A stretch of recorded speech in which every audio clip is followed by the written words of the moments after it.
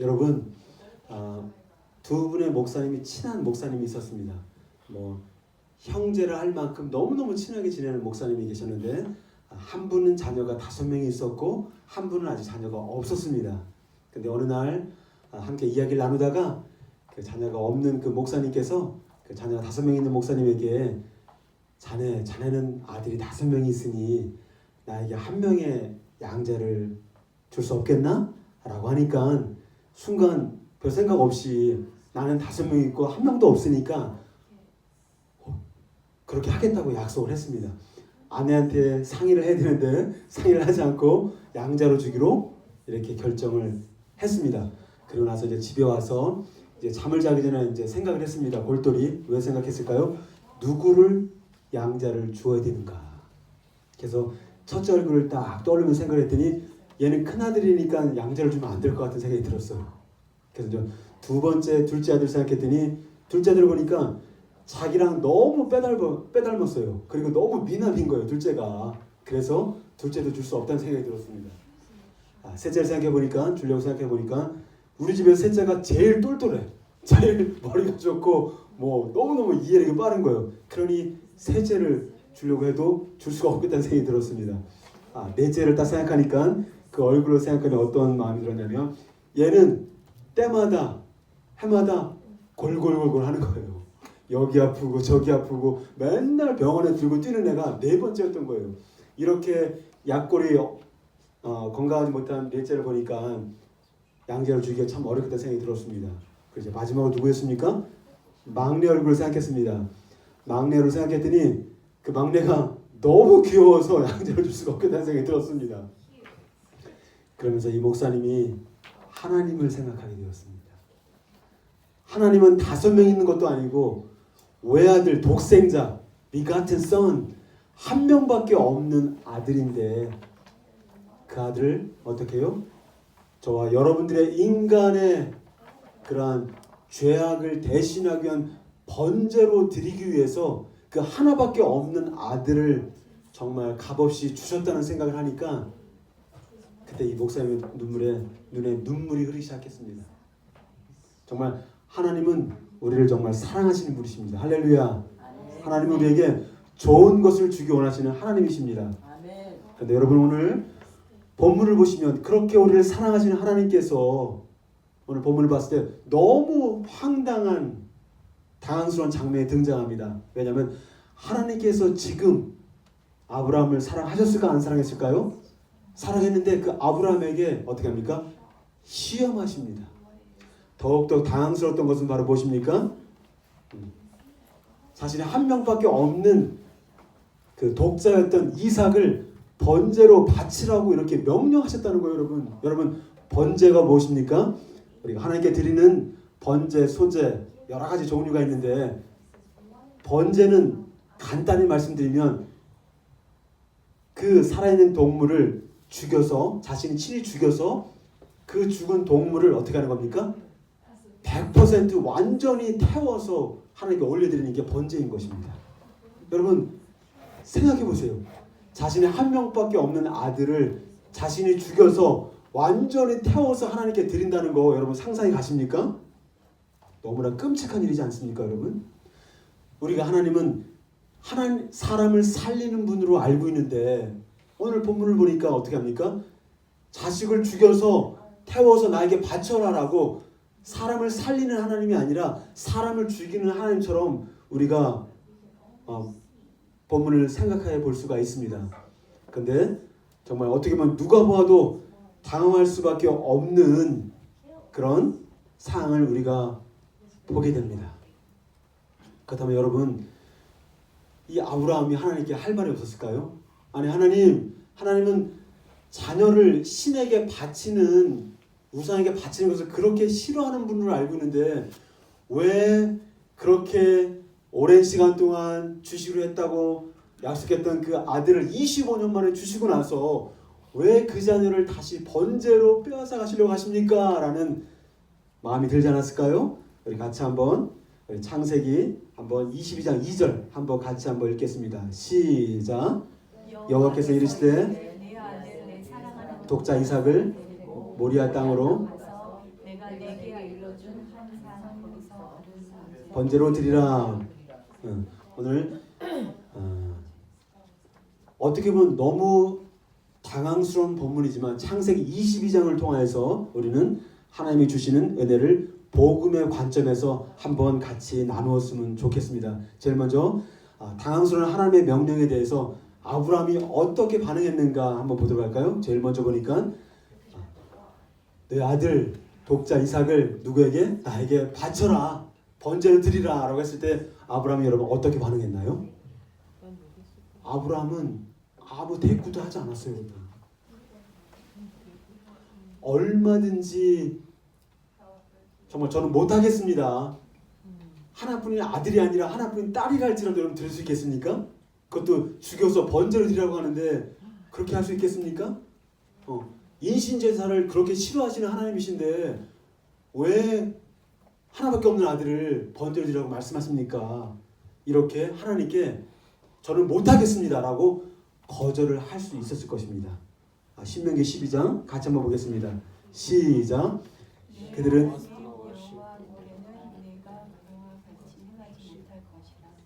그들은 여호와께서 꺼리시며 여기시는 것을 그들의 신들을 향하여 드렸느니라. 보세요 여러분. 그 당시에 누굽니까? 가나안 족속들은 인신제사를 드렸습니다. 여러분. 그리고 우상에게 드리는 제사 중에서 가장 아름답고 멋지고 그 신이 좋아할 만한 제사가 무엇이냐? 인신제사라고 생각했습니다. 그래서 아들을 불태워서 자기들이 섬기는 신에게 바쳤습니다. 어떻게 보면 오늘 본문은 어떻게 가나안의 우상들이 원하는 그 제사를 똑같이 드리라고 할 수 있느냐라고 우리가 반문할 수 있지만, 다시 한번 이 본문을 보시면 무엇입니까? 너희가 섬기는 여호와 하나님은 절대로 인신제사를 원하시는 분이 아님을 우리에게 말씀해주고 있다는 것입니다. 두 번째, 제가 아브라함을 보기에 어떤 마음이 들었냐면 좀 독하다라는 생각이 들었습니다. 왜 그럴까요? 창세기 20장 3절 같이 한번 보겠습니다. 시작. 아브라함이 아침에 일찍 일어나 나귀 안장을 지우고 두 종과 그의 아들 이삭을 데리고 쪼개어가지고 떠나 자기에게 일러준 곳으로 가더니, 저는 오늘 22장 3절을 보시면 뭐가 눈에 들어왔습니까? 아침에 일찍이라는 단어가 저는 눈에 들어왔습니다. 여러분 아들을 죽여서 번제를 드리는 게 뭐가 그렇게 급한 일입니까? 저 같으면 하루 종일 늑장 부리면서 일어나지 않았을 것 같아요. 아들을 죽여서 번제를 드리는 게 뭐가 그렇게 급한 일이라고 아침에 일찍 일어나서, 그리고 아브라함이 여러분 생각해 보세요. 자기만의 아들입니까? 사라의 아들도 되잖아요. 그러면 적어도 부부가 일심동체 한 몸이라면 자기 아내에게 하나님이 이렇게 말씀하셨는데 번제를 드리라는데 정말 너무나 마음이 힘든데 어떻게 될지 모르겠어 라고 자기 아내에게 말을 하거나 상의를 할 수도 있었을 것인데, 성경은 아브라함이 자기 아내 사라와 상의를 했거나 이야기를 나눴던 장면이 하나도 나오지 않습니다. 얼마나 독한 겁니까 여러분. 아브라함 너무 독하게 보겠습니다. 저는. 창세기 22장 5절 같이 한번 읽겠습니다. 시작. 예, 아브라함이 종들에게 이르되 나귀와 함께 여기서 기다리라. 아이와 함께 저기 가서 예배하고 우리가 너희에게로 돌아오리라. 보세요. 누가 얘기한 겁니까? 아브라함이 종들에게 얘기하는데 어떻게 얘기합니까? 저희 시선에 잡았던 거 바로 보시면 아이와 함께 저기 가서 예배하고 그리고 우리가 너희에게로 돌아오리라. 이게 맞는 표현이에요? 틀린 표현이에요? 틀린 거거든요. 자기의 아들 이삭을 죽여서 번제를 드리면 저기 가서 아이와 함께 예배드리고 내가 혼자 너에게 돌아오리라, 이렇게 맞는 거잖아요 여러분. 근데 우리가 돌아오리라, 이게 무슨 얘기입니까 도대체? 왜 우리가 돌아온다고 아브라함이 이야기를 하고 있습니까? 아브라함은 번제로 드려진 이삭이 다시 살아 돌아온다는 어떤 믿음? 부활의 믿음이 있었다는 증거인 것입니다. 할렐루야. 할렐루야. 히브리서 11장 19절 같이 한번 읽겠습니다. 시작. 그가 하나님이 능히 이삭을 죽은 자 가운데서 다시 살릴 줄로 생각한지라. 비유컨대 그를 죽은 자 가운데서 도로 받은 것이. 이삭을 죽은 자 가운데서 다시 살리실 거라고 생각을 했다는 거예요, 여러분. 여기서 그는 누굽니까? 아브라함이에요, 아브라함 여러분. 어떻게 보면 성경에서 등장하는 인물 중에 최초로 부활 신앙과 부활 믿음을 가진 사람이 누구였습니까? 아브라함이었다는 거예요. 이건 여러분 놀라운 일이지 않습니까? 부활 신앙. 죽어도 없는 것을 있는 것 같이 부르시고 죽어도 살리시는 하나님을 믿는다는 건 이건 보통 믿음이 아닌 것입니다. 그렇다면 어떻게 아브라함이 한치의 흔들림도 없이 이런 성숙한 믿음을 가지게 되었을까요? 여러분 창세기 21장에는 아브라함의 아내인 사라와 그녀의 몸종 하갈의 이야기가 등장합니다. 창세기 21장에 어떻게 아브라함이 이렇게 성숙한 믿음을 가지게 되었는지 분명한 답변이 나와 있습니다. 할렐루야. 저를 한번 보십시오. 아브라함과 이삭이 75세 때에 자녀를 주신다고 했는데 아무리 기다려도 주시지 않는 거예요. 그러다가 어떻게 합니까? 아브라함이 이렇게 한 거 아니에요, 여러분. 사라가 몸종 하갈이 있으니 그와 함께 동침해서 자녀를 낳아라. 이것은 철저히 사람의 생각이었죠, 여러분. 근데 아브라함이 어떻게 해야 됩니까? 그럴 수 없어. 하나님이 우리에게 약속을 주셨는데 그럴 수 없지 라고 해야 되는데 그렇게 했어요, 안 했어요? 기다렸던 듯이 동침을 합니다. 하갈이랑. 그리고 태어난 아이가 누구였습니까? 이스마엘이었습니다. 그리고 바야흐로 시간이 지나고 흐르고 또 흘러 99세를 넘어 100세 때 드디어 약속하신 하나님께서 자녀를 주셔서 사라를 통하여서 누가? 이삭이 태어났어요. 이삭이 없구나. 이삭이 태어났어요, 여러분. 그리고 이삭이 이제 점점 이렇게 노아처럼 이렇게 자라다가 그 다음에 젖을 때가 되어갖고 어떻게 합니까? had a big festival. 아마도 돌잔치를 열었지 않았을까. 너무 잘 자라준 거에 대해서 엄마의 젖을 떼자마자 큰 잔치를 벌입니다. 그런데 참 신기합니다. 우리 인간지사 세옹지마라고 하는데 그렇게 큰 축제와 기쁨 있는 그 자리에 어떤 일이 벌어집니까? 14년 터울이 났죠. 이스마엘과. 그 이스마엘이 이삭을 향하여서 made fun of him. 정확하게 제가 표현을 못하겠지만 이삭을 조롱하였다. 이삭을 놀렸다라고 표현됩니다. 아마 이스라엘 문화 속에서 누군가를 조롱하는 것은 굉장히 안 좋은, 우리도 마찬가지겠지만 그런 게 있었겠죠. 근데 더 놀라운 것은 그 엄마 사라가 그 장면을 지켜봅니다. 그리고 완전히 열을 받습니다. 그리고 어떻게 합니까? 즉각적으로 자기 남편 아브라함에게 달려가서 저 종 하갈과 그녀의 아들 이스마엘을 내쫓으라 라고 합니다. 그러면 아브라함 입장에서 어떻게 될까요? 사라의 입장에서 봤을 때에 하갈과 이스마엘은 단지 종에 불과했어요. 그러나 아브라함의 입장에서 지켜보았을 때에 하갈은 비록 몸종이었지만 그 몸종을 통하여서 이스마엘이 태어났지만 그 이스마엘도 아브라함의 아들이에요? 아니에요? 아브라함의 아들이죠. 그렇잖아요. 아브라함의 아들이에요. 근데 자기의 그 정부인이 내쫓으라고 하니까 여러분 이스라엘은요 남편을 떠나 쫓김을 당하거나 가게 되면 갈 데가 어디밖에 없어요, 여러분? 광야밖에 없었어요, 여러분. 쫓으라는 거 무슨 말입니까? 나가서 죽으라고 하는 거예요, 여러분. 그러니 자기의 아들이 죽는 거에 대해서 아브라함이 근심이 될까 안 될까요? 그래서 심히 근심한지라라는 표현이 나옵니다. 근데 그렇게 근심하고 있는데 누가 찾아옵니까? 하나님이 찾아오십니다. 아브라함아, 아브라함아. 찾아와서 뭐라고 합니까? 너는 네 안에 사라가 한 말을 그대로 들어라. 결국 뭡니까? 하갈과 이스마엘을 내쫓으라는 말을 그냥 순종하라는 거예요.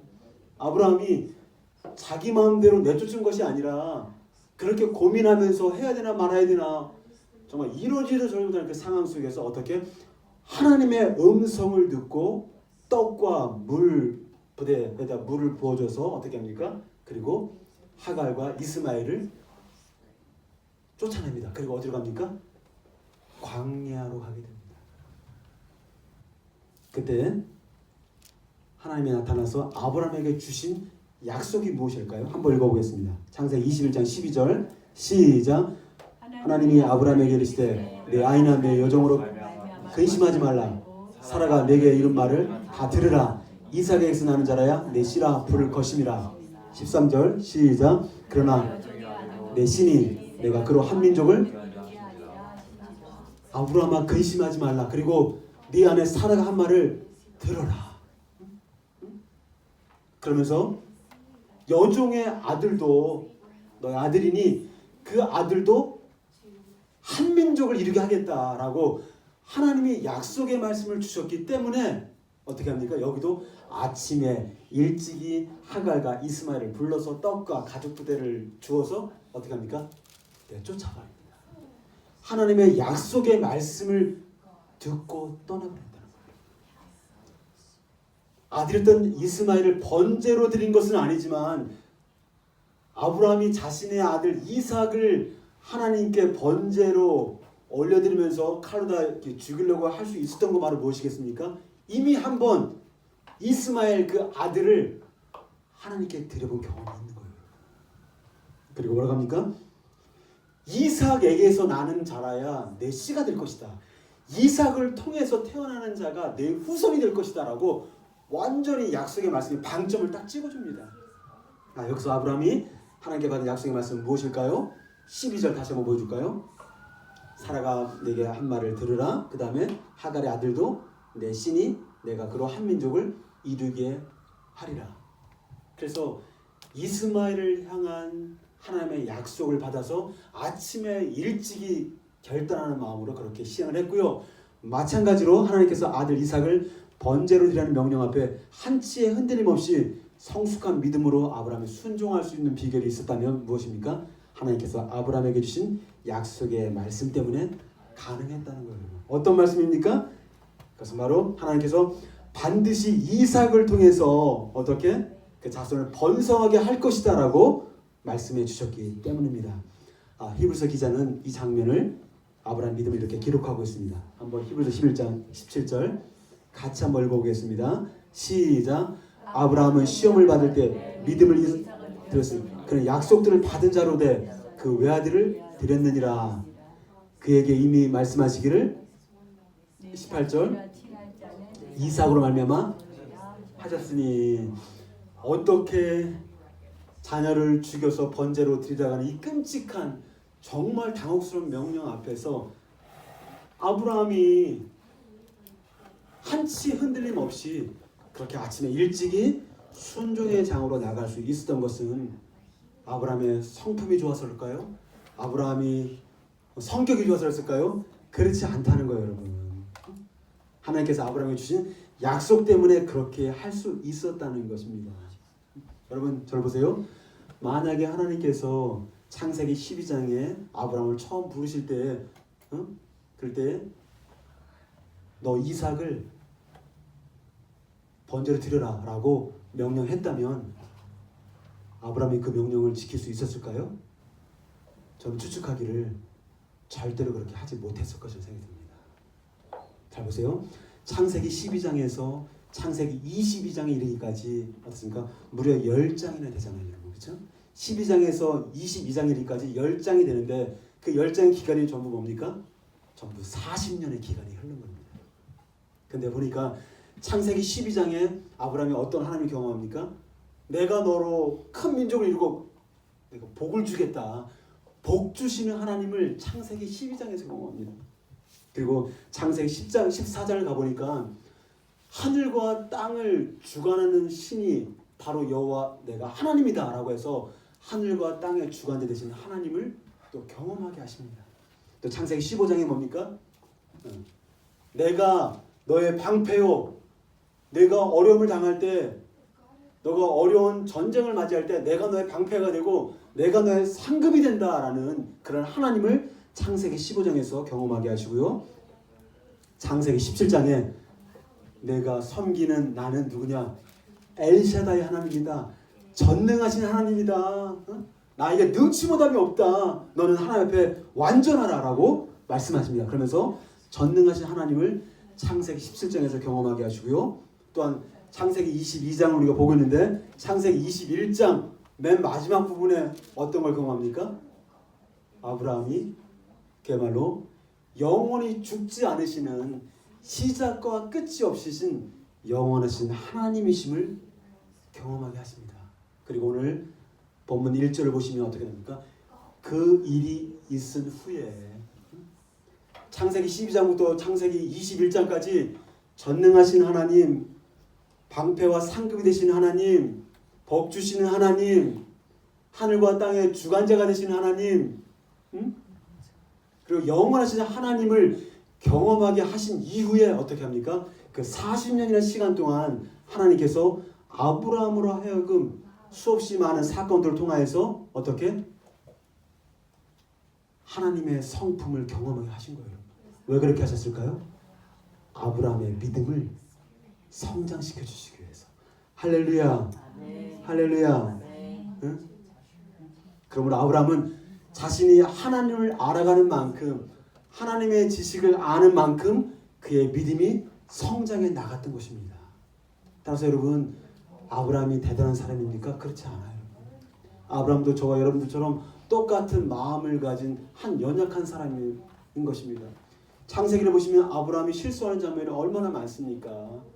자기 아내와 함께 할 때에도 어떻습니까? 자기가 아내가 아니고 누이라고 이렇게 속이기도 하죠. 자기가 살려고. 응? 실수도 하고 넘어지기도 하고 거짓말도 하고. 응? 그랬던 아브라함, 그의 아버지가 누구였습니까? 아브라함의 아버지가 데라였잖아요, 여러분. 데라가 누구였습니까? He is idol maker. 우상을 만드는 사람이었어요, 여러분. 얼마나 우상을 섬기고 불신 가운데 살아갔던 사람이었습니까? 그런데 하나님께서 무려 40년 동안의 시간을 통하여서 점점 어떻게 그의 믿음을 성장하게 하셨고 그의 믿음이 업그레이드할 수 있도록 계속 도우셨다는 거예요. 따라서 오늘 창세기 22장은 어떻습니까? 이제 아브라함의 인생의 믿음의 방점을 찍는 시간입니다. 믿음의 클라이막스. 내가 이렇게 너를 믿음을 성장시켰으니 이제는 하나님이 우리를 아브라함을 통해서 어떻게 합니까? 정말 오늘 말씀을 통해서 내가 나를 경외하는 자를 이제 알았다. 정말 몰랐을까요? 아브라함이 하나님을 경외한 것을 아브라함으로 하여금 확인시켜주는 거예요.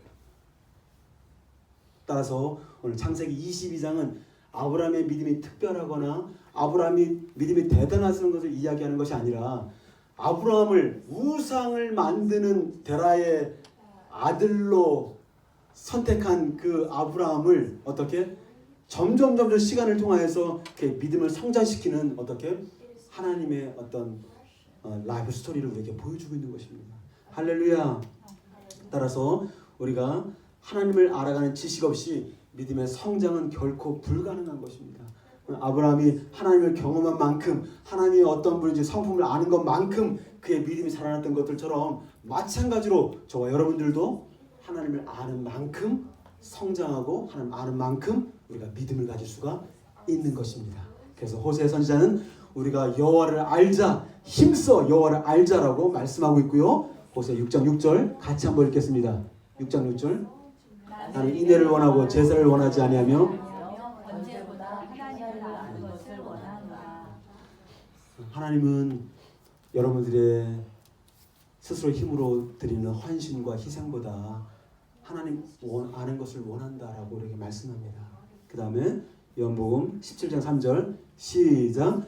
영생과 유일하신 참 하나님과 그 보내신 자 예수 그리스도를 아는 것이니다. 여러분 영생의 삶, 영원히 사는 삶, 하나님과 동행하는 삶은 참 하나님과 그의 보내신 자 예수 그리스도를 아는 것이니다. 그냥 머리로만 아는 지식이 아니라 어떻게 우리의 심령과 가슴으로 경험하는 하나님을 말씀하고 있는 것입니다.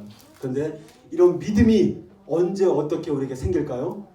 하나님 나에게 믿음을 주십시오라고 이야기를 하지만 전혀 하나님을 찾지도 않고 또 뭐 말씀을 들을 기회도 없고, 여러분 그러면 믿음이 성장할 기회가 없는 것입니다. 네, 로마서 10장 17절 같이 한번 읽겠습니다. 시작. 그러므로 믿음은 들음에서 나며 들음은 그리스도의 말씀으로 말미암으며. 믿음은 철저히 하나님의 선물이기 때문에 저와 여러분들이 하나님의 말씀을 들을 때 믿음이 성장하는 것입니다. 할렐루야. 오늘도 하나님의 말씀을 듣는 가운데 믿음이 성장하는 은혜가 있기를 주님으로 축복합니다. 그러면 여러분, 아들 이삭을 번제로 드리라는 정말 이해하기 힘들고 당황스러운 명령을 하나님께서 왜 아브라함에게 하셨을까요? 22장 1절 같이 한번 보겠습니다. 시작. 그 일 후에 시험하시려고 그를 부르시되 아브라함아 하시니 그가 이르되 내가 여기 있나이다. 아브라함을 왜 부르셨다고 했어요? 여기서요? 시험하시려고. 여러분, 아들 이삭을 번제로 드리라는 이 명령은 무엇입니까? 하나님이 아브라함을 시험하기 위해서 허락했다는 거예요. 이걸 꼭 기억하셔야 돼요. 아들을 번제로 드리라고 하니까 하나님이 인신제사를 원하시는 분인가? 우리는 혼동할 수 있고, 아니 하나님이 사람을 죽이는 걸 원하시는 건가? 여러 가지 생각을 우리가 할 수 있지만 아브라함을 시험하기 위해서 이 시간 번제를 드리라고 말씀하셨는데 왜 시험하시는가? 여러분, 한국어 성경에는 시험이라는 단어가 딱 한 가지로 나와요. 다 시험입니다. 그런데 이것을 영어 표현으로 보다 보면 시험이 다 똑같은 시험이 아니라 두 가지가 있는데 제일 첫 번째는 무엇입니까? 테스트. 다 같이 테스트. 두 번째는 무엇입니까? 템프테이션. 성경을 보실 때 시험이란 단어가 나오면 영어 표현으로 이것이 테스트인가 템프테이션인가를 보셔야 됩니다. 그래서 고린도전서 13장 10절인가요? 하나님은 우리를 시험하지 않는다는 거예요. 야고보서에 보십시오. 하나님은 우리를 유혹하는 분이 절대 아니라는 거예요. 내가 유혹을 받는 것은 내가 욕심 때문에 유혹을 받는 것이지 하나님이 어떤 누구도 유혹하지 않는다는 거예요. 그러나 하나님은 시험하신다. 어떻게? 테스트하신다. 그러면 테스트와 유혹이 어떻게 다를까요? 시험은 하나님으로부터 오는 것입니다. 그러나 유혹은 마귀로부터 오는 것입니다. 자, 선생님이 시험을 주는 것은 실력을 향상시키려고 하는 목적이 있는 것처럼 그 학교에서 시험을 통하여서 어떻게 점수 나쁜 사람들 다 이렇게 뭐 혼내키려고 시험 보는 건가요? 아니잖아요, 여러분. 학교에서 시험을 보는 것은 실력을 향상시킬 수 있도록 도와주는 거죠. 마찬가지로 하나님이 아브라함을 시험하는 것은 무엇입니까? 그 아브라함의 믿음을 더 견고케 하시고 그 믿음을 더 큰 믿음으로 인도하시기 위해서 그렇게 하신다는 거예요. 그러나 마귀가 허락하는 템프테이션, 유혹은 어떻습니까? 유혹은 철저히 우리 인간으로 타락하게 하고 하나님으로부터 떨어져 나가도록 만드는 것이 템프테이션인 것입니다. 오늘 창세기 22장을 보시면 아들 이삭을 번제로 드리라는 믿음의 테스트를 통해 하나님께서 아브라함의 진정으로 원했던 게 무엇일까요? 왜 번제로 아들 이삭을 드리라고 했을까요? 그 하나님의 목적이 무엇이었을까요? 정말 그 아들 이삭을 받기를 원해서 그렇게 했을까요? 왜 아들 독자 이삭을 드리라고 하는 그런 정말 아브라함의 마음 후협하는 그런 어떤 명령을 하셨을까요? 하나님이 아브라함의 시험을 믿음의 테스트를 주신 이유가 바로 무엇이냐면 하나님을 경외하는 마음을 받기 원하셨다. 하나님을 경외하는 그 아브라함을 확인하기 원했다. 할렐루야, 할렐루야. 창세기 20장 12절 같이 한번 읽겠습니다. 시작. 사자가 이르시되 이 아이에게 내 손을 대지 말라. 그에게 아무 일도 하지 말라. 내가 내 애들 내게 아끼지 않았으니 내가 이제 내가 하나님을 경외하는 줄을 아노라. 할렐루야. 사진 한번 보여주십시오. 보시죠. 저는 내리치는 흉내를 내지 않았을까라는 생각을 해본 적이 있어요. 말씀 묵상하다가 진짜 어떻게 자기 자녀를 이렇게 칼로다가 이렇게 죽일 수 있을까? 그냥 하나님 어떻게 해주시겠지 하면서 막 이렇게 눈치 보면서 아들을 찔릴 건 아닌데 찔리는 신용을 내는데 그때 그 천사가 그걸 착각하고 아브라함아 손대지 말라 죽이면 안 된다 이렇게 한 것은 아닌가라는 묵상을 해본 적이 있습니다. 그런데 오늘 히브리서 11장을 통해서 어떻게 했습니까? 아들이 다시 죽음에서 살아날 걸 돌아올 것을 생각했다는 거예요. 아예 죽였을 때 하나님이 이 죽은 그 아들을 다시 살릴 거라는 부활의 믿음을 가졌다는 거예요. 놀랍지 않습니까? 근데 그 아브라함의 믿음이 놀라운 것이 아니라 하나님이 어떻게? 여러분 하나님은 아무나 테스트하시지 않습니다. 하나님은 수없이 많은 시간 동안 그로 하여금 믿음의 테스트를 통하여서 어떻게 합니까? 믿음의 수준과 실력을 갖추게 한 다음에 그를 시험하는 겁니다. 그 시험은 그를 실패로 이끄는 시험이 아니라 그 믿음이 있음을 확증해 주는 시험인 것입니다. 그래서 하나님은 아무나 시험하지 않습니다. 인생을 살아가면서 하나님 왜 내게 이런 시험을 주시나, 왜 내게 이런 시련을 주시나고 했을 때 여러분 당첨되신 거예요. 하나님이 그만큼 믿어주신다는 거예요. 아무나 테스트를 허락하지 않습니다. 여러분 욥을 생각해 보세요. 욥이 얼마나 큰 시험을 받았습니까? 근데 사탄은 괜히 욥이 하나님을 잘 섬기겠어요? 아이고 잘 살게 해주고 양식이 풍성하고 뭐 다 잘 되잖아요. 그러니까 하나님 섬기는 거 아닙니까? 근데 하나님은 그렇게 생각하지 않았죠. 그렇지 않아도 욥은 나를 잘 섬길 것이다. 하나님은 욥을 믿어주셨어요. 이제 말씀을 마무리하겠습니다. 여러분 유태인의 탈무드에는 명언이 있는데 물고기 한 마리를 잡아주면 하루를 살 수 있지만 물고기 잡는 법을 가르쳐주면 평생 먹고 살 수 있다. 만약 여러분들이 자녀들이 있는데 하준아 우리 자녀들이 나는 물고기 잡아주는 부모가 좋다. 나는 물고기 잡는 법을 가르쳐주는 부모가 좋다. 여러분 어떤 부모가 좋습니까? 처음 당장에는 물고기 잡아주는 부모님이 좋겠죠.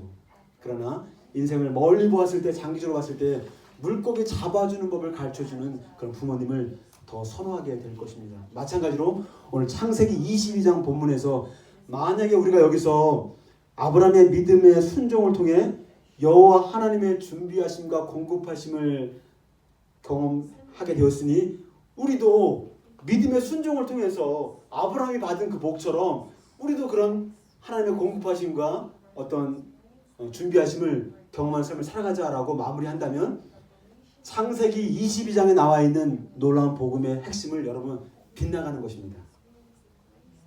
왜냐하면 복음의 관점에서 아들과 수풀에 걸려있는 어린 양을 통해 여호와 하나님께서 저와 여러분들 향해서 최종적으로 가장 좋은 것을 준비하고 예비시켜 주실 것이고 공급해 주실 것이 무엇인지를 발견하지 못한 채 그냥 넘어가기 때문에 그렇습니다.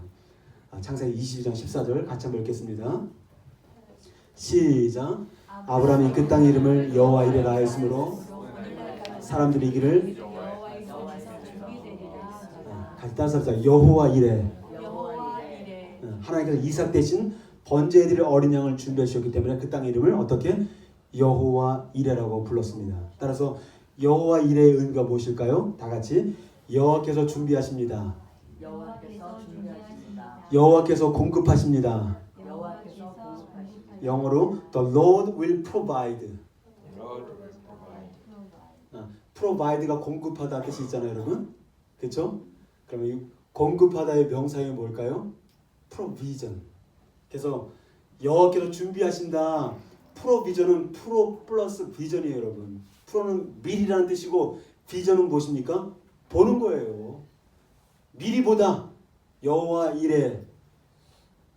하나님의 공급하시면 여호와 하나님이 저와 여러분들의 미래를 미리 보시기 때문에 준비해 주실 수 있고 공급해 주실 수가 있다는 거예요. 그렇다면 여호와께서 저와 여러분들을 위해 준비하시고 공급해 주신 최고의 것이 무엇일까요? 아브라함에게는 그 수풀에 걸린 순양이 최고의 준비잖아요. 그렇죠? 그것 때문에 자기 아들을 죽여야 되는데 그 양을 잡아다가 번제를 드렸잖아요, 여러분. 아브라함에게는 순양이 최고의 어떤 준비가 되었습니다. 그렇다면 저와 여러분들을 향한 최고의 준비하심, 최고의 여호와의 공급하심은 과연 무엇일까요? 20년 14절 후반절 같이 다시 한번 읽겠습니다. 다시 한번 14절 시작. 아브라함이 그 땅 이름을 여호와이라 하였으므로 오늘날까지 사람들이 이르기를. 누가 준비한다는 거예요, 여러분? 여호와께서 여호와의 산에서 준비한다고 하는데 이 여호와의 산이 어디냐? 구약에서 여호와 산은 어디입니까? 모리아 산. 그리고 다윗이 번제를 드린 곳이 모리아 산입니다. 그리고 다윗의 아들 솔로몬이 백성들이 죄를 지었을 때 이제 그 죄를 용서받기 위해서 그 모리아 산에다가 뭘 짓습니까? 솔로몬 성전을 짓습니다. 그리고 그 성전에서 뭐 하는 겁니까? 백성들의 죄를 사해주는 제사가 드려지는 것이잖아요, 여러분. 그래서 역사적으로 볼 때 여러분 신약에서 모리아 산은 그 모리아 산이 신약에서는 어떤 산일까요? 다 같이 갈보리산. 여러분 놀랍지 않습니까? 이삭을 죽여서 바쳐서 드려야 될 그 모리아 산이 2000년이 지난 딱 2000년이 지나거든요, 여러분. 이 아브라함의 22장 사건이 있으면 2000년 후에 예수님이 예루살렘 갈보리산 골고다 언덕에서 십자가의 번제로 드려진다는 것입니다. 할렐루야. 따라서 오늘 본문에 어떻습니까?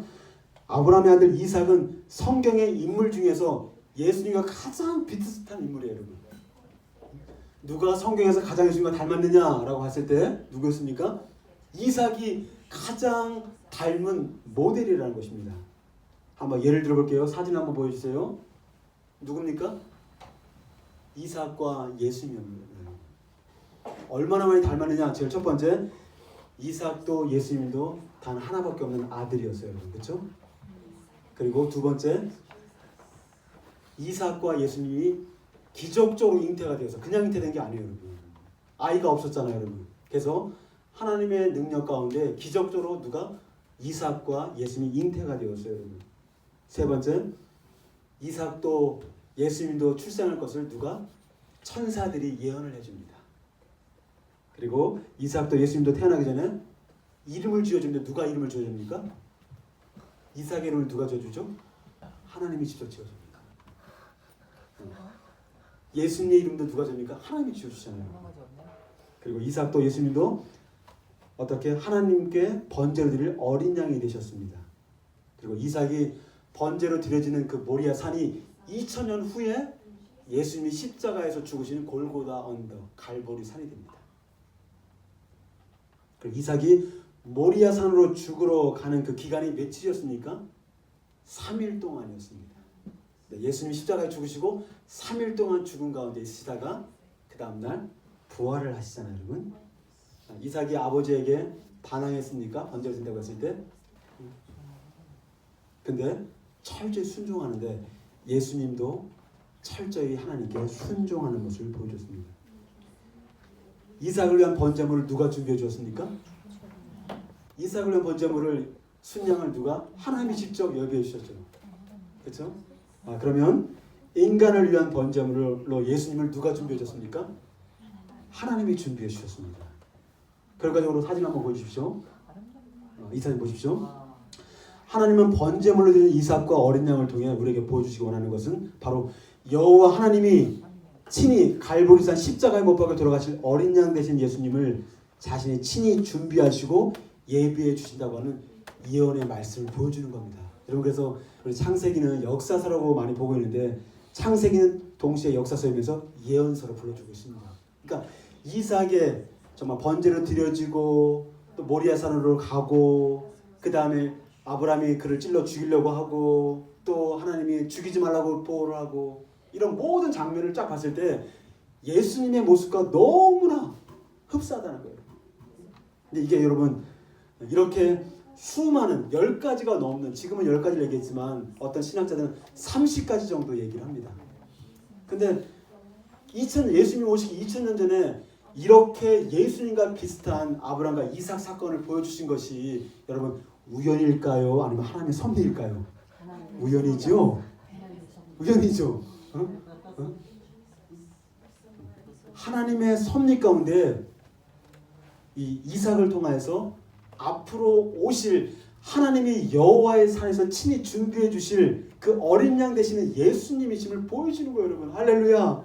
네. 여러분 성경이 무엇입니까? 성경이 뭡니까, 여러분? 너희가 성경에서 영생을 얻는 줄 알고 있으므로 성경을 상고하거니와 이 성경은 곧 나 지저스 크라이스트 예수님을 증거하는 거다. 네. 구약 성경을 통하여서 그 장면마다 예수님을 발견하고 예수님을 볼 수 있는 것이 그것이 은혜인 것입니다. 창세기 22장은 아브라함과 이삭 얘기를 하는 것 같고 있지만 실제로는 누구? 하나님이 친히 갈보리산 골고다 언덕에 친히 준비하시는 번제가 되실 그 어린 양 되신 예수님을 우리에게 말씀해주고 있는 거예요, 여러분. 할렐루야. 아멘. 할렐루야. 따라서 창세기 22장은 복음으로 가득한 장입니다. 할렐루야. 아멘. 복음 그 자체.